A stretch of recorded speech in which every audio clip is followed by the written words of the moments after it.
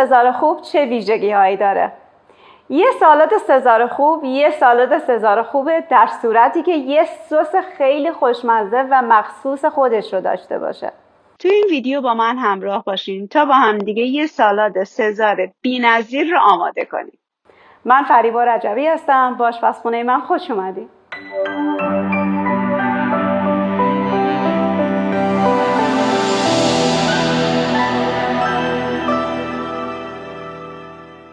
برای درست کردن سالاد سزار اول 4 تا برش از نون تست رو مکعبی میبرم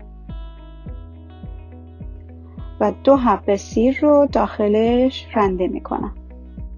کمی روغن زیتون و نمک و فلفل میزنم و بعد از اینکه یه مقدار با دستم به همش زدم و تاسش دادم اونها رو توی تابه تفت میدم.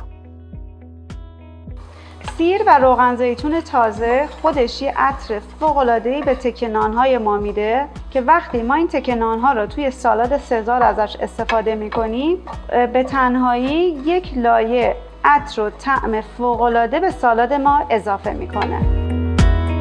برای درست کردن سالادم من از 2 تا دونه ماهی آنچووی کنسرو شده و 3 حبه سیر کوچک استفاده کردم. یه مقدار نمک روش میپاشم و ساتوری خوردش میکنم. اون نمکی رو که من بهش زدم باعث میشه که کامل سیر و ماهی من به شکل پیست در بیاد و کامل له بشه. من با کف چاقوم سیر و ماهی آنچوویم رو قشنگ به شکل یک حالت پیست و رب مانند درش میارم. اگر ماهی آنچووی در دسترستون نبود از کنسرو ماهی کولی خودمونم میتونین استفاده بکنین. من حالا سس مایونزم رو به سس ماهیم اضافه میکنم. سس خردل رو بهش اضافه میکنم. 1/4 فنجان پنیر پارمزان بهش اضافه میکنم. نصف قاشق غذاخوری هم رب انار بهش میزنم و نصف آب یه دونه لیموی کوچیک رو هم میریزم و بعد موادم رو به هم میزنم.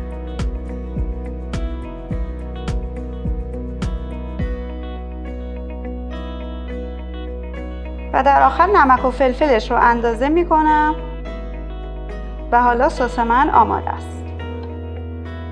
خب من حالا نمک و فلفل سسم رو میچشم. خیلی خوب شده و حالا کاری که میکنم 1 قاشق تا 2 قاشق از همین سس رو برمیدارم و روی مرغام میریزم و مرغام رو با همین سس ماساژ میدم و بعدا روی گاز میخوام گریلشون بکنم.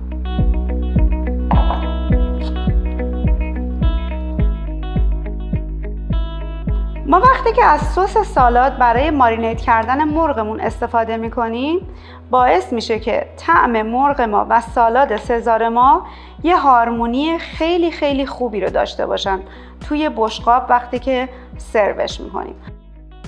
مرغای من آماده است برای اینکه برن گریل بشن. من کمی روغن میریزم کف ظرف گریل و با یه برس کمی پخشش میکنم. روغن فقط به اندازه میریزم که فیله های من به ظرف نچسبه.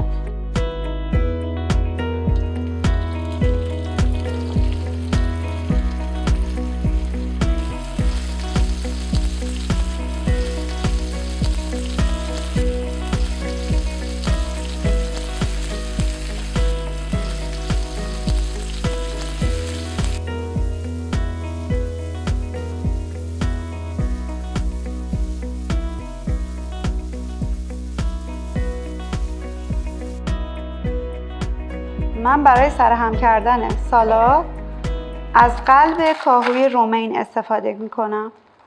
برگ‌ها رو درشت خورد میکنم و داخل یک کاسه بزرگ میریزم.